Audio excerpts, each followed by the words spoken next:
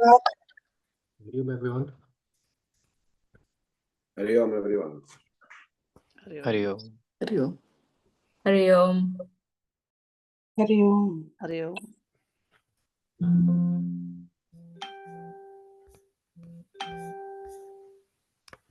Everyone.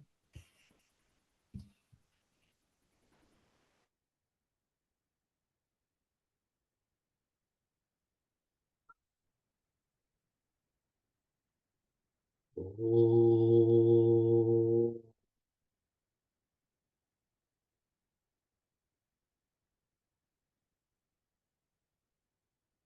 Oh.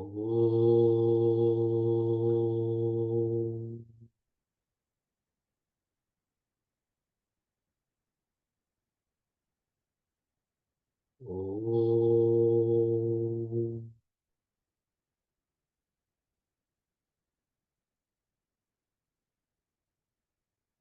Om Shri Ganeshaya Namaha. Om Shri Saraswatyai Namaha. Om Shri Gurubhyo Namaha. Om Samastajana Kalyane Niratam Karunamayam. Namami Chinmayam Devam Satgurum Brahma Vidvaram. Om Sahana Vavatu Sahadau Bhunaktu Sahaviryam Karavavahai Tejasvinavadhitamastu ma Vidvishavahai. Om Shanti Shanti Shanti. Om Gururadhiranadhischa Guru Paramadaivatam Guru Parataram Nasti Tasmai Shri Gurave Namaha. Na Guroradhikam Tattvam Na Guroradhikam Tapaha Tattvajnanat Param Nasti Tasmai Shri Gurave Namaha. Om Hari Om.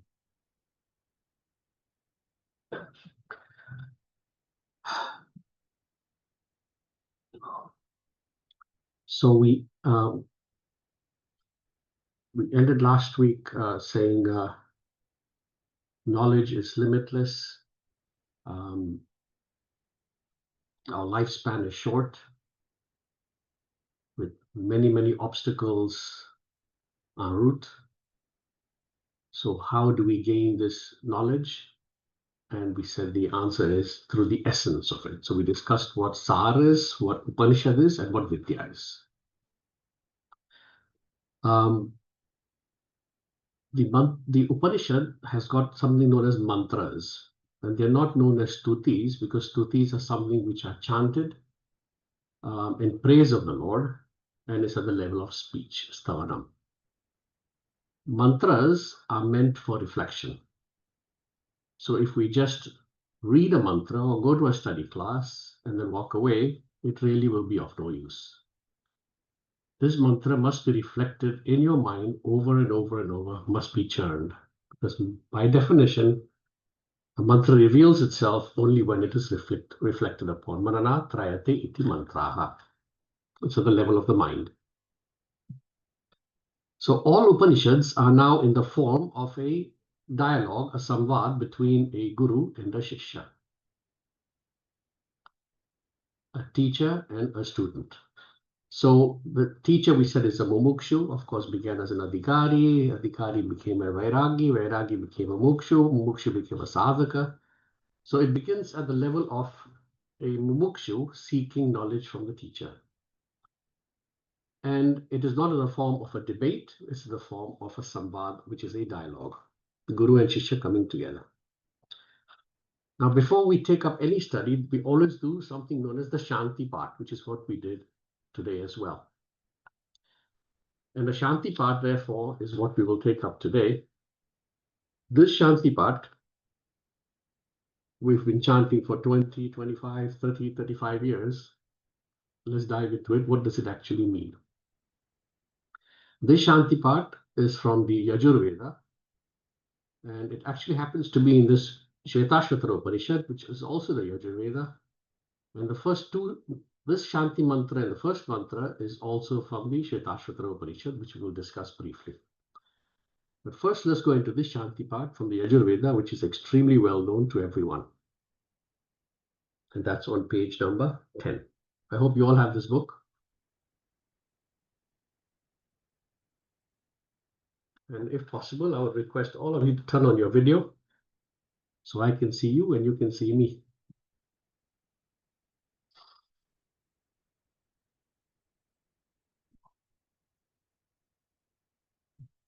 So we begin.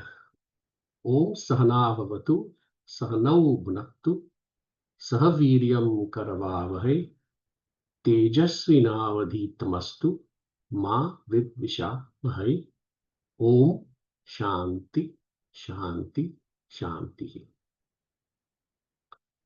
So all mantras, all Shanti part always begins with Om. Om is saying, I'm remembering the Lord before I start. Saha no avatu. Saha, together. No, both. Avatu, protected. May we both be protected. We'll take the little definition, then we'll dive into it. Saha no bhunaktu. Saha, together. No, both. Bhunaktu, enjoy. May we both together enjoy the process of learning as well as the result of the knowledge. Saha viryam, effort. Karavavahe, may we strive. May we both strive, putting in maximum effort. Also means, Lord, please bless us with the strength so we are able to strive and put in the necessary effort. For what? Tejasvi navadhitamastu. Tejasvi, bright, brilliant. Now, both of us. Adhitam. Adhitam, whatever knowledge we gain, we gather, information, we acquire together. Astu, may it become Tejasvi, may it become bright and brilliant. We'll discuss all these aspects, what they actually mean. Ma with Vishavahe, Ma, may we not, with Vishavahe, may we not misunderstand, fight, argue, dislike each other. Look at your lives throughout. Whenever you had a teacher you disliked, you probably didn't do well in their class. When there's a teacher you like, you tend to do well. Because you then see the message colored by your dislike for that teacher. And in an atmosphere of misunderstanding or disrespect or no reverence, no understanding can take place. So may the Lord protect us from what? Physical protection, so our health is good. Most important, may He protect us. Remember we said Upanishad, Ni is Nishchaya, Nishchayati, determination. May He protect my resolve to study so I remain steadfast and not lose sight of this goal. May He protect my resolve. Sahanau Bhunaktu. You can only gain knowledge if you really enjoy what you are doing. So may we enjoy both the process of learning as well as the result of this knowledge is supposed to be infinite bliss. May we both enjoy the process and the result of this knowledge. Most important. May we not enjoy something else that comes en route. Our mission is replete with so-called acharyas who get caught up in the accolades they receive, in the prostrations they receive, in the praise they receive. They've all fallen by the wayside. And so will each and every one of us if we get stuck in temporary accolades that everyone throws upon us, Or any siddhis you may gain en route. May we not enjoy those?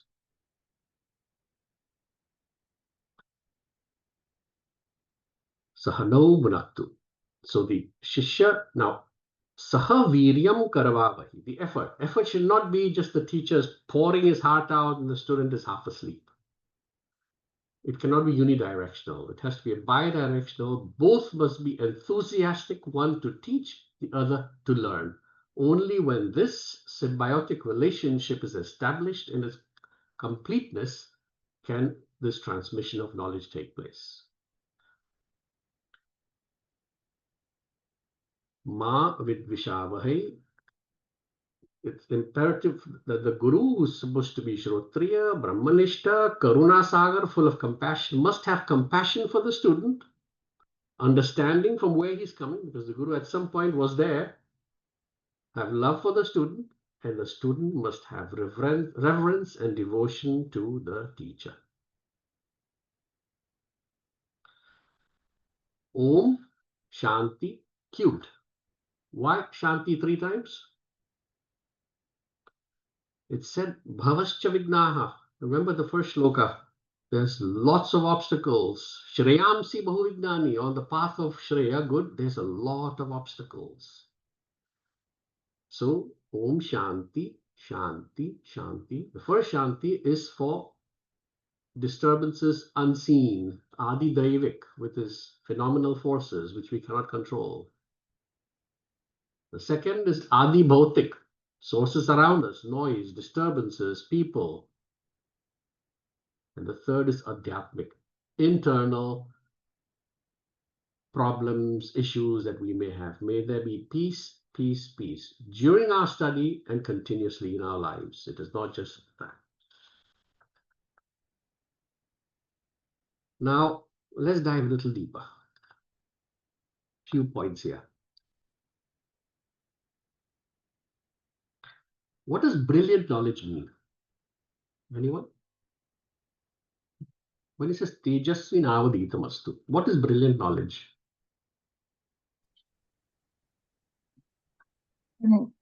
One that you can access and apply when needed at the right moment. Excellent. What else? That which removes ignorance or Sorry? darkness. That which removes ignorance or darkness. That's the definition of knowledge, yes. But what is brilliant knowledge? I think the word brilliance in itself signifies that light which removes the darkness, I suppose. Correct. That's the definition. But what does it mean for brilliant knowledge in me? Realizing that Parabrahma is within my Atma. Okay. That's the result of the knowledge. Okay. And maybe realizing that unity is the great strength. If you are praying together.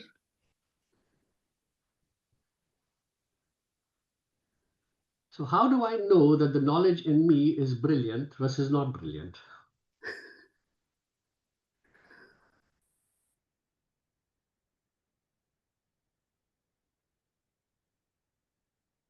I think your reactions and responses can tell you, because if you're using the knowledge as you, and you're able to apply the knowledge, then it's a sign. Excellent. That's the point I'm driving. A, Jessica said, the knowledge should be available when you need it. So I may have the knowledge, but I never use it. Or I may want to use it, I don't remember it when I need it. That knowledge is of no use. It's in a book sitting in your shelf. Number 2. This knowledge should transform our lives. If our lives are not transformed, of what use is that knowledge other than more information? So knowledge which is available on demand, knowledge which transforms our life, and if our life is in accordance with the knowledge, that is Tejasvi knowledge.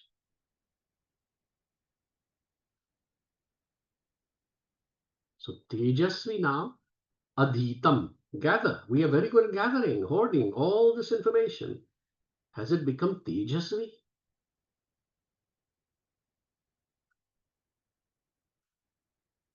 Now, we always say this is a Shanti part which we must read before a meeting or before study. Now, I hope you all have read the text, because Guruji goes into deep detail about how this is applicable for any two entities that get together, whether it's a husband and a wife, parent and a child. He says employer, employee, government and citizen, king and subject. Wherever two entities are there, this applies. We'll just take a few examples, and I'll leave you to read the rest and discuss it. Bring up any points you would like to. You say husband and wife? Really? Absolutely.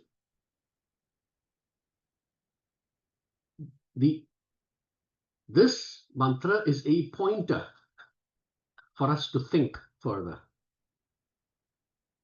Husband and wife, protection is required, mutual love.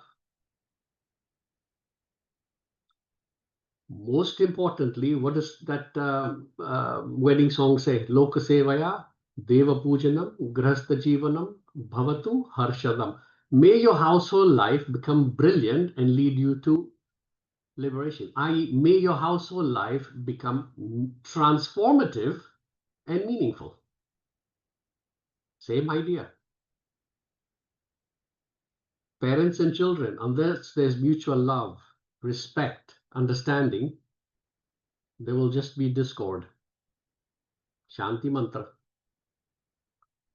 Employer, employee, if they're not both working in harmony towards this in the same direction, success is not there. So this is not just about a guru shishya with studying the Upanishads. It's something that we should use regularly in our lives, in all our interactions with two people. And of course, in every interaction, we all need the removing of obstacles and peace.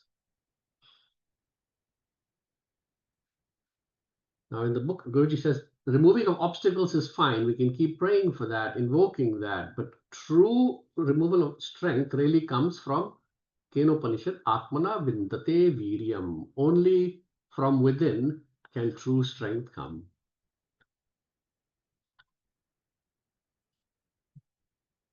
So this is the Shanti part, which you all have been doing for a long time. So I won't dwell any more on this other than these few key points I've mentioned, unless there are any questions.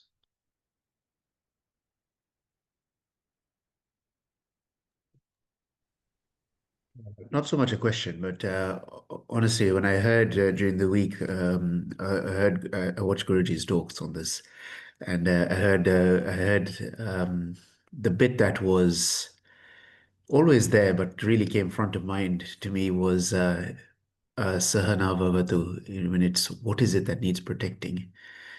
And he said that it is my resolve to study. May that be protected.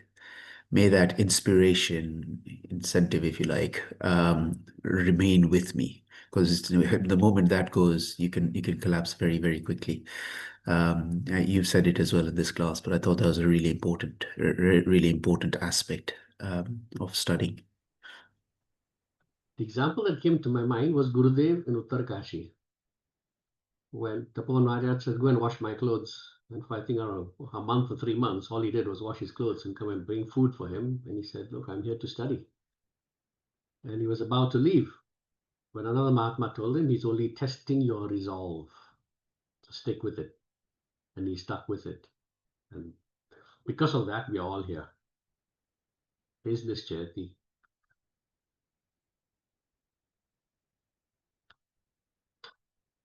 Okay, we will go into the first mantra, which is, we'll set the context. The first mantra is... Sorry, Shankar, sorry to interrupt the flow. I can see your hand up. Ekta, is your hand up? Oh, sorry. Real. Just a quick question. You know the part where you said about brilliant knowledge. So if we look at people who just study this as a knowledge system, but they don't actually apply it, then is that not would you say that's not brilliant and bright knowledge because it's more of a shastra vasana as opposed to them being mumukshuttvams and wanting to actually study this knowledge? It's a good question, and that can be applied to actually academics in general. There are exceptions, but the only simple litmus test is, am I living my life in accordance with the knowledge? Has it transformed me in any way? And is it available for my use when I need it in my daily life? If these three conditions are met, then it is Tejasvi knowledge. But the point about this is not to judge other people as to whether knowledge is Tejasvi in them. It's for us to reflect to what extent this Tejas is inherent in me.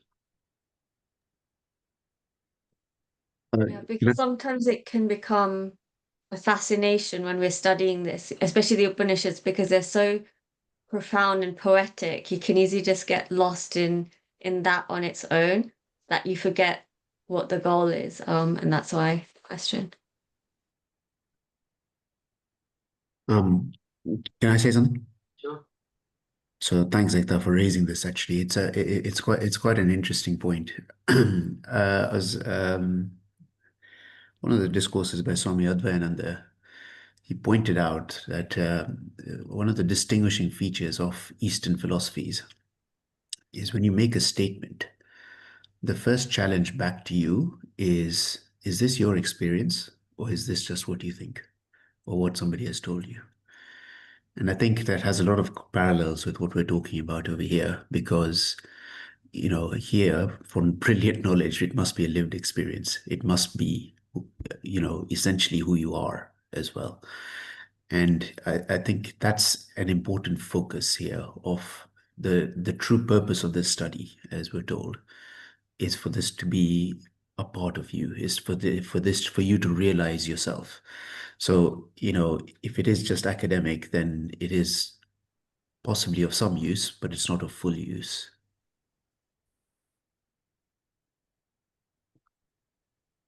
My experience with Guruji, he frowns on PhDs. And Trishma, you can back me up on this, because I even know when people want donations for their schooling and all, he's quite sympathetic. For PhDs, he'll give a token and his blessing. But because, especially in Shastras, unless you need it for a specific purpose, for a vocation, he frowns upon it. It's unnecessary. So a related point. So in the context of a guru shishya, the shishya has gone with that desire to learn the knowledge, and there is that relationship. So both chant. And that's why we chant this at the start of our learning. For the other entities, husband, wife, especially employer, employee, and so on. Now people will be coming from various different backgrounds, and it's a much more heterogeneous group. How do you apply this in that context? Are we saying that effectively it's not like, I mean, you chant, you do your bit and then go there? Because obviously not just the chanting, but even believing in something like this may become, it's hard to enforce on, you know, even husband, wife, possibly easier, but then with children and then the wider group, it becomes more and more difficult as you expand it. So I get the principle behind it, but exactly how do you apply it in that context? This is educational, so it's not something which can be enforced on anyone. If the husband and wife are both educated and agree to this, they both, because it's a dual, they're two entities and both have to subscribe to the tenets embedded in this mantra. It cannot be unidirectional. Let's put it that way. It will be of no use. It has to be mutual. So both entities have to be made aware that there is such a universal Shanti mantra, which will help us both in growing, understanding, not fighting, and living and working harmoniously. If you put it that way, no rational thinking human being will say no. But if they do, you move on. Okay. Can I add one more thing here, Suresh? Yeah. Thanks, Christian, for this as well, because if I give you an example from the world of deal making, right? So when we're putting a deal together, you find the common thing that's going to unite everyone. Once you find it, then everything in the Shanti Mantra will start to apply, right? So, whether it's profit, whether it's whatever it is, but, once you've found that common ground, then we say, please, maybe never be deviated, maybe not misunderstand from each other, etc., etc. And therefore, that's how diverse people, diverse personalities are brought together. We live this every day in Chinmay Mission. We've got such diverse people and personalities, right? And we have to bring them together into a project. And it's very easy to sometimes step back and reflect and just think, oh my God, like how are we doing this? How is this even possible? But somehow it comes together because there's a commonality of purpose as well. And I think ultimately what it is also doing is that we're saying, in business, when you bring your partnerships together, different classes of partners need to speak, as we say, with one voice, right? And then that's essentially an indication that we're trying to get out of discord, basically, and we're trying to work together in harmony, if you like. So once these ideas are what we're aspiring towards, then it just happens. It's not like we have to do something. That's the idea of the invocation. We bring that into our mind, we bring that into our context, and then the magic happens. It's not like, I have to apply Sahana Ubunaktu, if you see what I mean.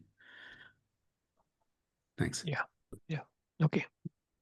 Can I add something to that? Yeah. I think, when I was reading it, I was fascinated by the expansion. Is like, to me, it was the ultimate inclusivity of every aspect, or the whole concept of interaction should be part of every interaction or every aspect of your life. So I thought it was fascinating reading, the parallels with the employee, son, children, parents, uh, uh, married couple, etc. So I think in my mind it's like if you're holding a light close to the ground, you only see that spot, and then as you raise it up higher and higher and higher, it gets the illumination becomes more and more, and you get to see, and you get to incorporate, that light gets to incorporate everything else that is around that you would not have seen otherwise. So that's how I looked at it when he was describing that. Good. It is as universal as it gets. Who doesn't want to be protected? Who doesn't want obstacles on their path? Who doesn't want to enjoy the study and the result? Who doesn't want this to become brilliant and transformative? And who doesn't want peace from all angles? That's why I said every rational thinking, walking human being cannot but subscribe to this if this is put to them. Okay, mantra number 1 comes from the Shvetashvatara Upanishad. Shvetashvatara is the 11th Upanishad on which Shankara has quote-unquote written a commentary. There's some debate as to whether it was the original Shankaracharya or someone down the line. Be that as it may, it is still one of the major Upanishads. It's the 11th.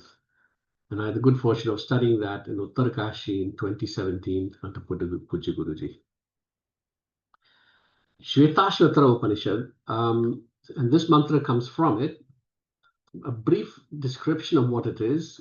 Shvetashvatara, actually the name of the Rishi at the end is given as Shvetashvatara Rishi. So that's where this name comes.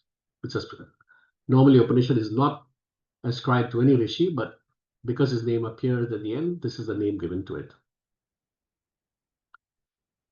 Shweta means white. Ashwa means horse. So this is the white horse Upanishad. Okay, thank you. Ashvatara means a calf or a mule.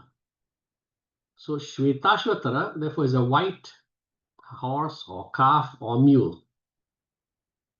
That's why we need a Shrotriya Brahmanishta to teach us this, and Guruji has. Shwa means tomorrow. Ashwa in Sanskrit, before something negates it. Ashwa means not tomorrow, which means today. Ever ready to do. Never say tomorrow, day after, a week later, 5-year plan, 10-year plan. Today. Tomorrow you don't know. Tara means more. Sundara, beautiful. Sundara Tara, more beautiful. Sundara Tama, very, very beautiful, most beautiful. So Tara means more. So not tomorrow, white, not tomorrow, beautiful. What is he saying? This Rishi is strong, fast, swift, dynamic, ever ready.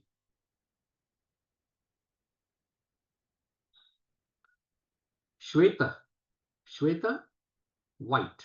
White stands for purity, nobility. That's why our brahmacharis wear white in the ashram, not black.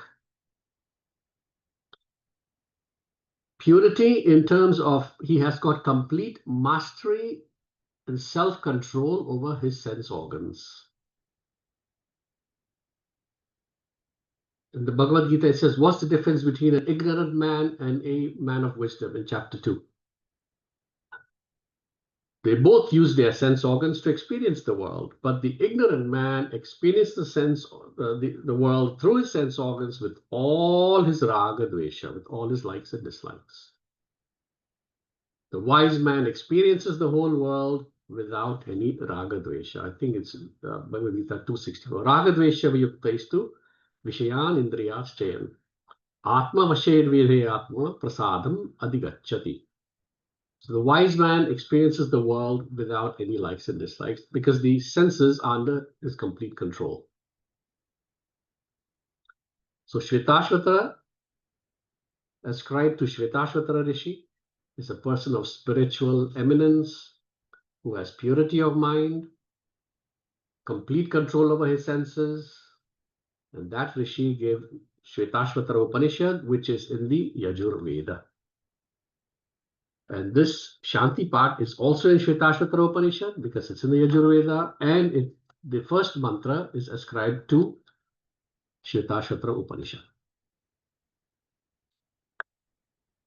This mantra is most beautiful. I don't know if you've read it. And I will say that about every mantra we do, by the way, where it will begin to lose significance, that statement. The first mantra of any scripture is usually known as a Mangalacharan. Mangalacharan means invoking auspiciousness. Invoking auspiciousness in terms of a stuti rupa, in terms of praise of the Lord. This specific mantra is unique in that it is both a stuti and a mantra. It invokes auspiciousness as well as indicates the very subject matter to be studied.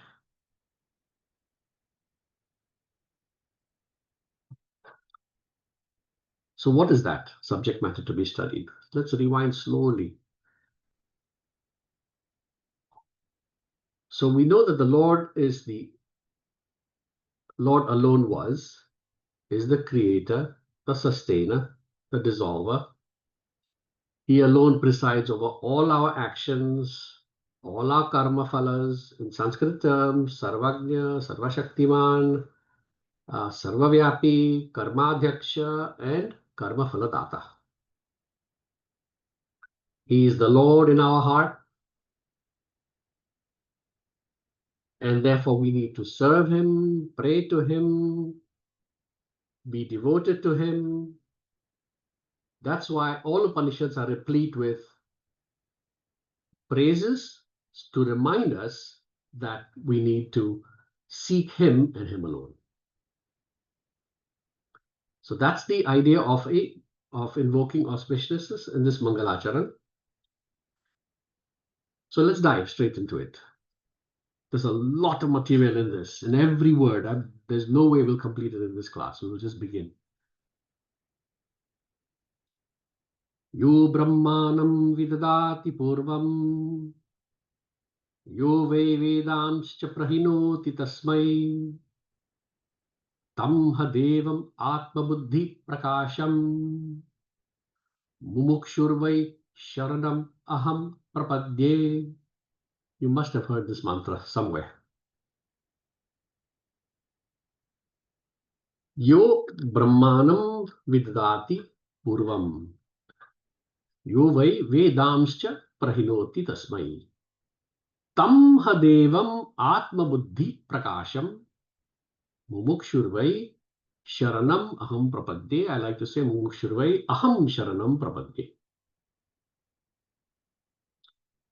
So in the beginning, as Chandogya Upanishad said, there existed only one absolute truth, one absolute reality, one without a second. Sadeva Saumya Idam Agra Asid Ekam Eva Advitiyam Brahma.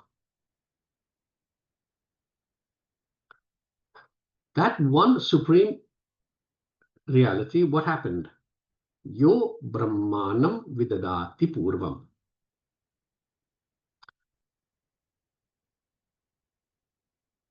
Vidadati. He manifested as Brahma. Brahma, the creator. Let's just do the literal translation first.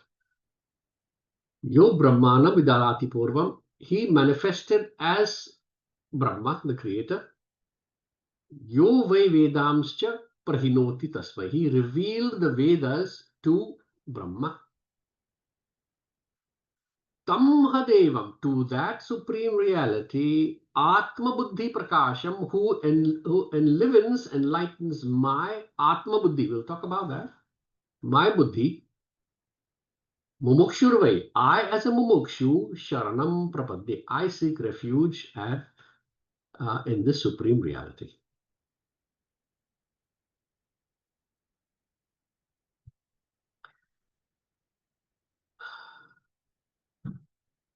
In the beginning, the supreme reality, pure Chaitanya, manifested Brahma, the creator, also known as Hiranyagarbha, self-unfoldment, total mind. He manifested Vidadati, manifested as Brahma. Yo Vai Vedamscha Prahinoti. Then he blesses him with Vedas. Think about what we're saying here. Vedas. He blesses him with the knowledge of this truth. So we think of Vedas as a book codified by Ved Vyas. He gave these mantras to Brahma. To that Brahma, to that infinite reality, Tam Hadevam, which illumines my intellect, I, as a mumukshu, seek refuge. That's the literal meaning. Now, let's go through the whole Guru Shishya Parampara is actually listed here. So the Lord who manifested as the creator in the beginning, who gave him the Vedas, who illumines my intellect, in him I seek, I as a seeker of liberation, take refuge. The Supreme Lord, known as Narayana, gave this knowledge to Brahma. Brahma gave it to anyone? His mind-born son, whose name escapes me now. Yeah, that's another one. But there's another path given in the Bhagavatam. Brahma gave it to Is it the Saptarishis? Kumar. Narada. Narada gave it to Ved Vyas. Ved Vyas gave it to Shukdev. Shukdev gave it to Parikshit, and it goes on. But you are right, Sandeep. There's also another part where it says Brahmaji gave it to his firstborn son, Atharvana. And that's in the Mundaka Upanishad, where it says Brahma Devanam Prathama Sambhabuva Vishwasya Karta Bhuvanasya Gopta. And in that mantra it continues, Sabrahma Vidyam Sarva Vidya Pratishtam. It says again, this knowledge is the Sarva Vidya Pratishtam. Atharvaya Jeshta Putraya Praha. To his firstborn, mindborn son, Atharva, he gave this knowledge. So yes. So the Supreme Lord gave it to down this chain, and it came down as Guru Shishya Parampara. Now, if that's the Guru Shishya Parampara, it should just raise extreme reference as to this knowledge which is coming down to us, which is given from the Supreme Lord to Brahmaji. Now it says, I seek refuge in that Paramatma who manifested as Brahma. Now see, that Supreme Paramatma which manifested as Brahma is the same Supreme Paramatma which is illumining my intellect. It says, Tampadevam Atma Buddhi Prakasham. In this is the Mahavakya. Mahavakya, identity revealing statement. The same Supreme Chaitanya that illumined or manifested as Brahma is the same that illumines my buddhi, and therefore this specific Mangalacharan is a very unique one in which it indicates the subject matter as well.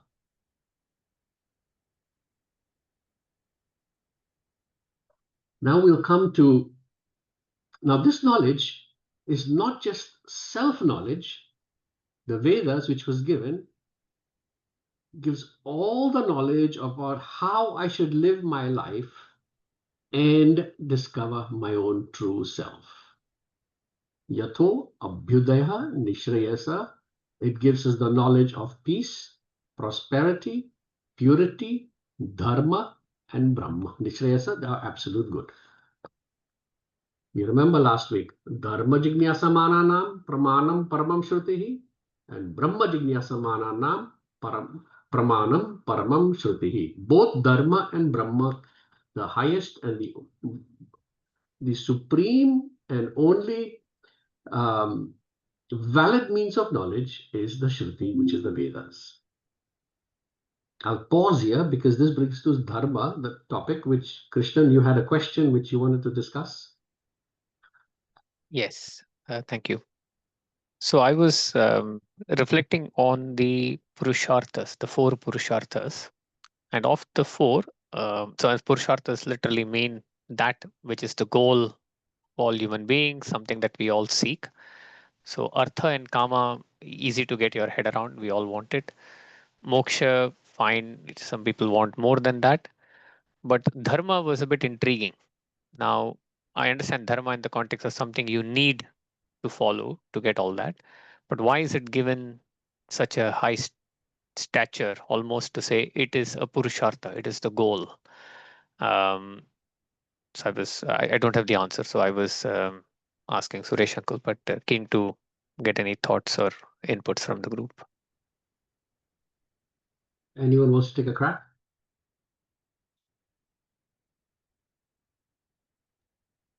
Sorry, just to be clear, we're saying that the other 3, Kama, Moksha, and Artha, are valid goals. Why is Dharma a goal? Yeah, I mean, why is, like, you can think about Satyam, Ahimsa. These are all qualities, values. These are all important things that everybody needs on the journey. Dharma could also be put in that category. But no, we have said no, Dharma is one of the 4 goals of life, right? One of the 4 things that everyone seeks. But I don't know that people literally go out seeking Dharma, saying, no, I want to have Dharma. You might say, I don't have a choice. I have to follow Dharma. That's a different thing, as against consciously wanting to go out seeking Dharma. So that bit was a little bit unclear to me. I'm not questioning the importance of it, but just as to really, is this something we all seek? I don't know. So that was the bit that was intriguing. I can share some thoughts. Let someone else.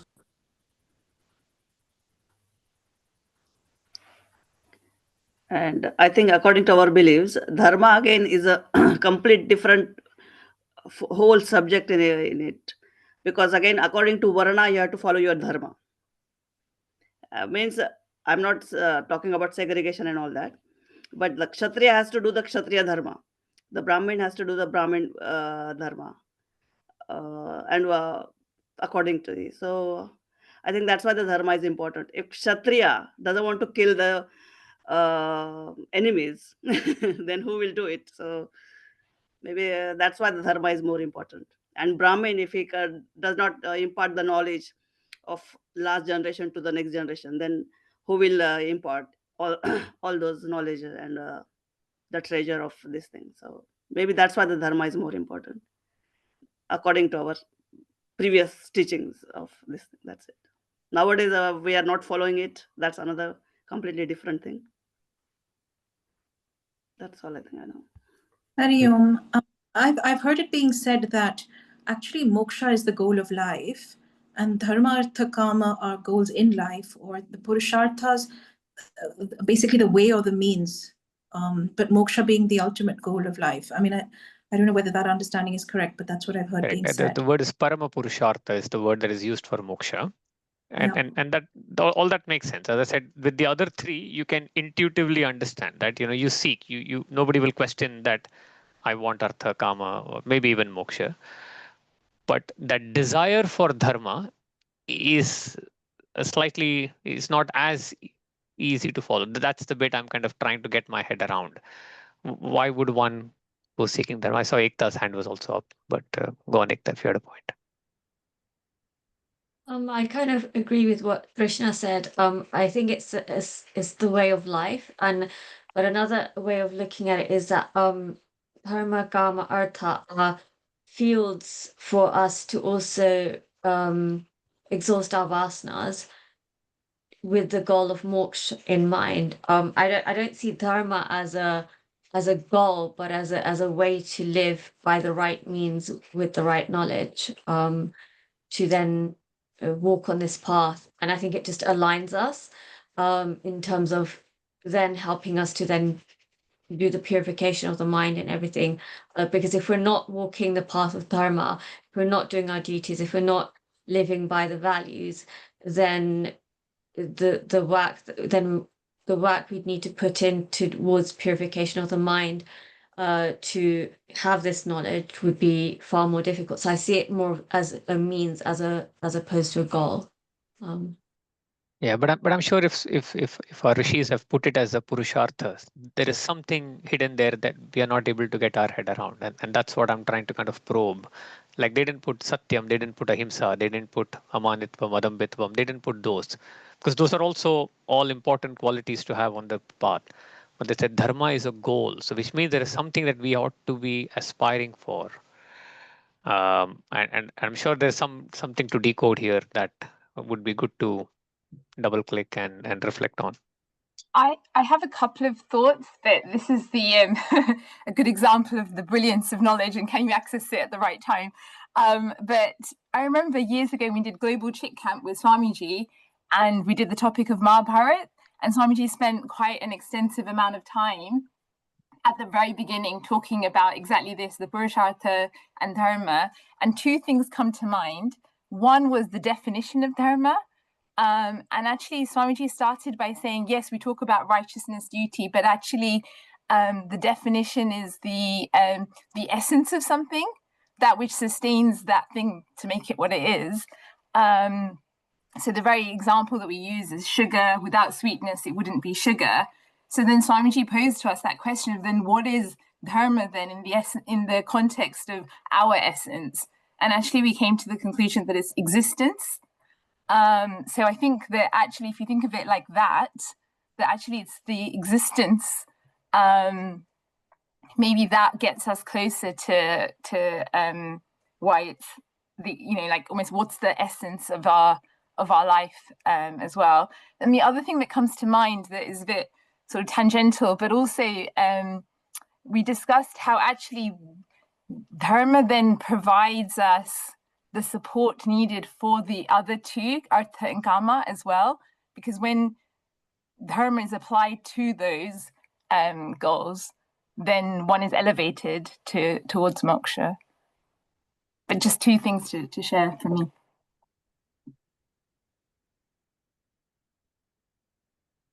Can I? Sorry. So similar to what Jessica is saying, I was actually going to say that Krishna's question is that why is it a Purushartha? And do we practically, are we following it? We follow wealth, it's very clear. But do we follow Dharma? And I'd say we helplessly follow Dharma. We can't but follow Dharma. It's purely because what is Dharma? Dharma is that law of being. And the moment we're taken, even if you take Sandeep away from who Sandeep is, even just at that empirical level, there'll be discomfort. And Sandeep wanting to go back to a level of comfort in himself. So yes, it's fundamental. Yeah, if you could somehow take sugar away from sweetness, sugar would be very, very restless. In the same way as each of us would be very restless when we're put into something that is not in our nature. So yes, we absolutely, it is an eternal pursuit of each of us to eliminate this discomfort that we all find ourselves in simply because we haven't identified who we are yet, or we haven't put our finger on that yet. So hence why it must be given the highest status as a Purushartha.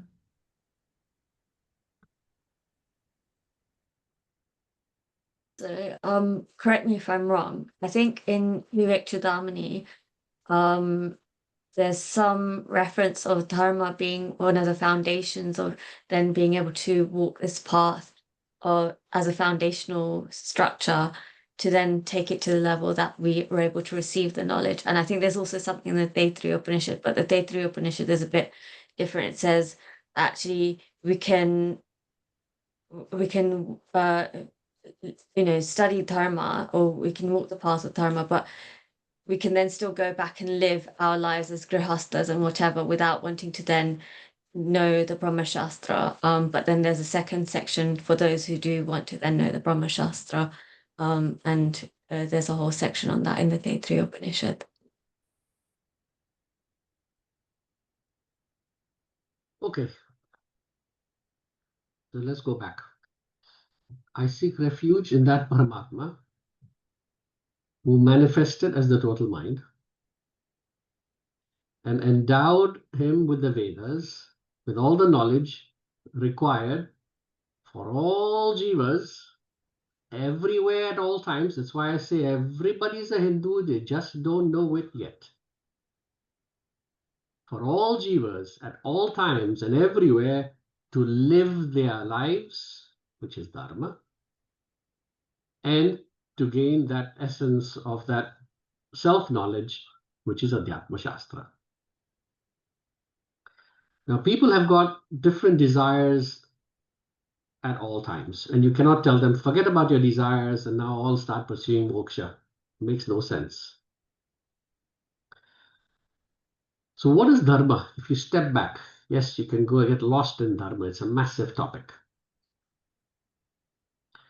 I mean, but the key, the crux of the matter is, one aspect of Dharma is following values and virtues which will lead to material prosperity.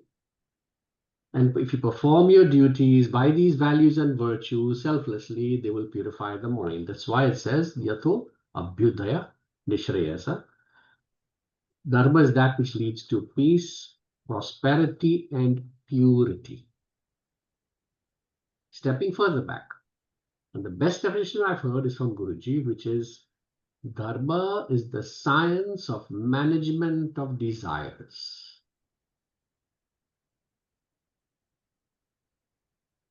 The science of management of desires. Why is this from the Vedas? Because it is a divine constitution, Dharma, not a man-made constitution. Universal, applicable to all at all times. We may live against Dharma and face the consequences. What are the consequences? No peace, no harmony, trouble, disturbance, worldly sorrow. You live in accordance with Dharma, harmony, peace, prosperity, purity, calmness of mind. So it's up to us, but it's a divine constitution, which is why you need the Vedas for it. The science of management of desires in one line means how do I fulfill my desires and grow out of them?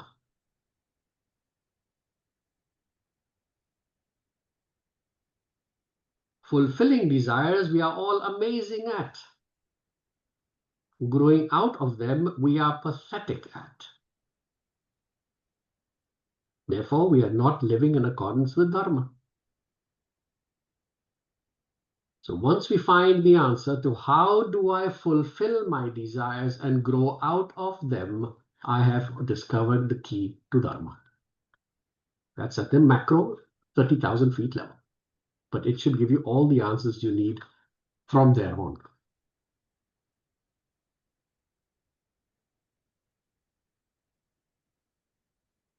Got it.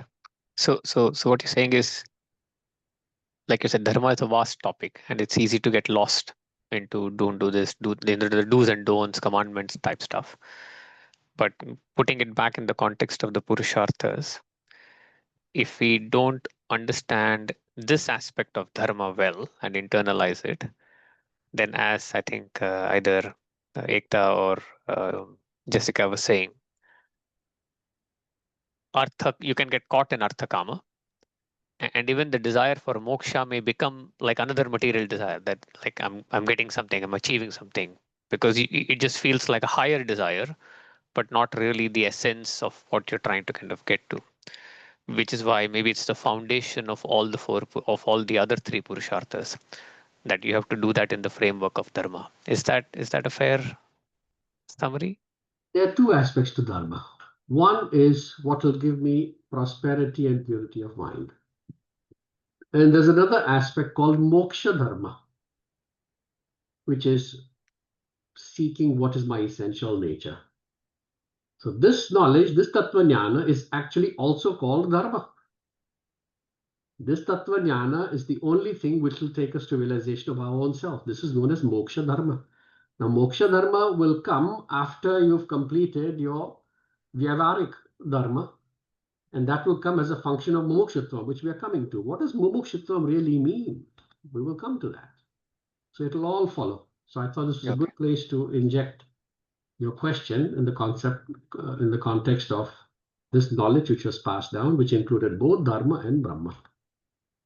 Got it. And that's why in those 10 aphorisms, there was a dharma jignasa as distinct to I don't know if it was Brahma jignasa. So they're linked, but in some sense, you're saying you can't directly bypass and go straight to Brahma jignasa if you haven't really understood that dharma jignasa. Without Brahma, without Dharma, Brahma is not possible. Okay. No, thank you. That was helpful. So the same Chaitanya which illumines Brahma illumines my Atma Buddhi, and therefore this tautology is, this Ekattva is given, and hence it is known as a, this is the Mahavakya which is indicated in this mantra. Now, Atma Buddhi, I think we have time to just do, should we touch Atma Buddhi? You guys have 5 minutes, 7 minutes? Yeah.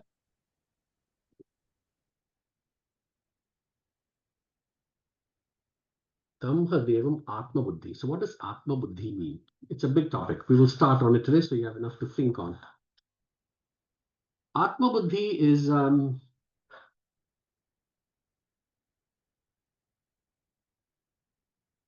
Tamha Devam Atma Buddhi. There's Deha Buddhi and then there's Atma Buddhi. If my attention is always focused on my body, through my senses to experience the world, then that is known as Deha Buddhi. If I'm interested in, if my attention is turned inward, then that is known as Atma Buddhi. Now, Shankaracharya actually calls it Atma Buddhi Prasadam, not Prakasham. Why did he do that?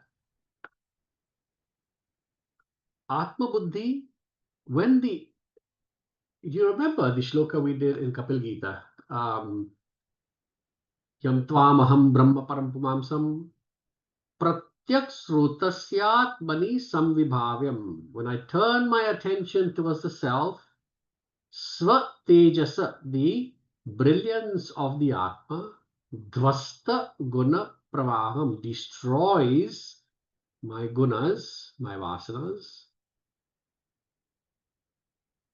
That's the art of meditation. So when my attention is turned inwards, then the result I get as a result of destruction of my vasanas is purity of mind. So Shankara calls it Atma Buddhi Prasadam. What's here it says is Atma Buddhi Prakasham.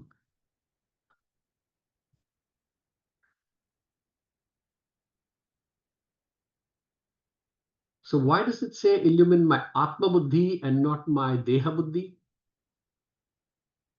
Because Atma Buddhi also means Atma Jnana.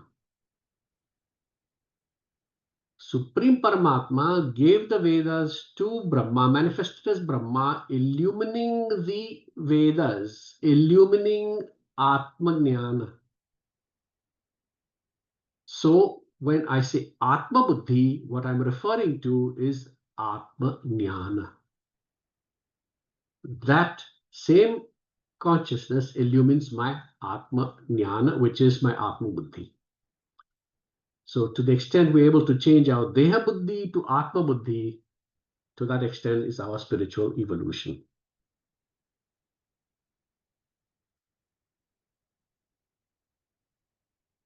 Two big topics we need to discuss is Mumukshu and Sharanam. Two words we've not touched on. Who is a Mumukshu and what does Sharanam actually mean, which is seeking refuge?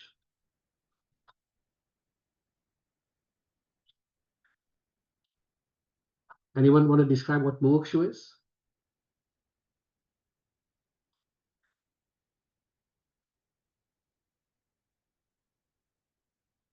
Any ideas?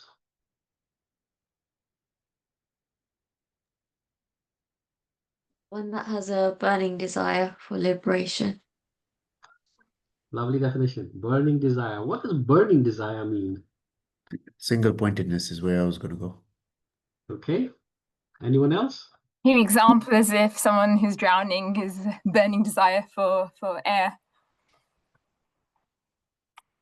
Yeah. Guruji defines four kinds of mumukshus. But first of all, we said, who is a mumukshu? Someone who stops recognizing what we recognize.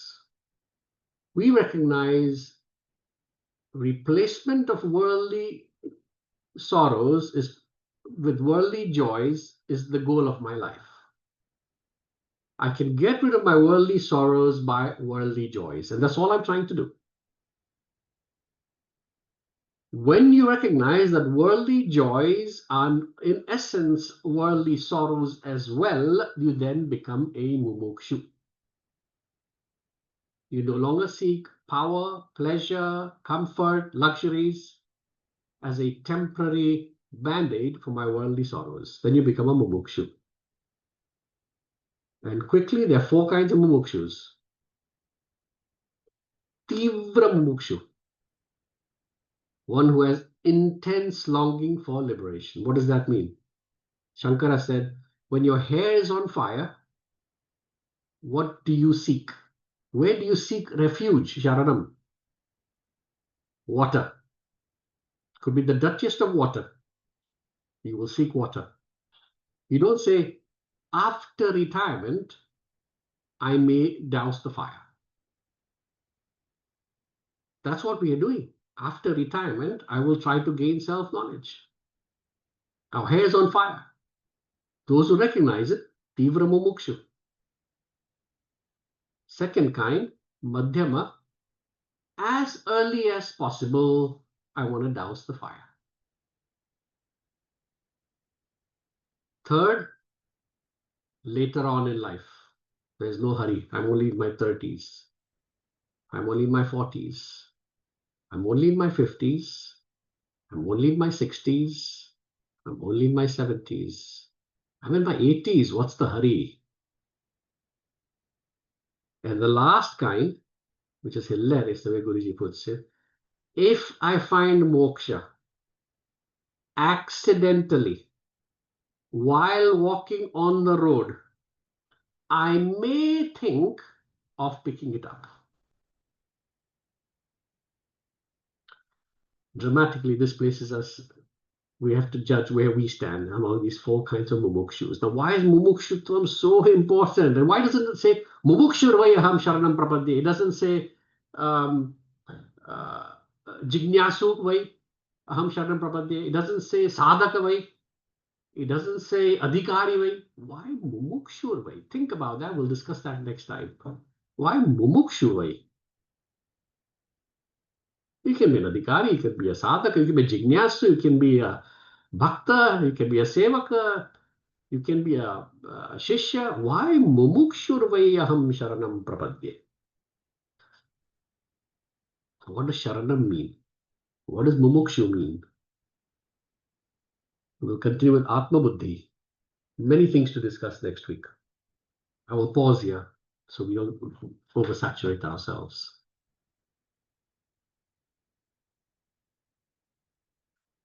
Any thoughts?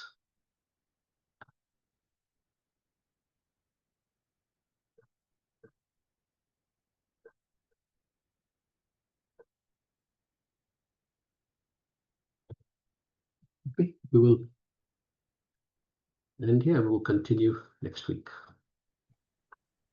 Thank you. Om Purnamada Purnamidam Purnāat Purnamudachyate Purnasya Purnamadaya Purnamevavashishyate. Om Shanti Shanti Shanti. Harihi Om. Shri Gurubhyo Namah. Harihi Om. Thank you all very much. I'll see you next week. Thank you. Hari Om. Thank you. Hari Om. Thank you.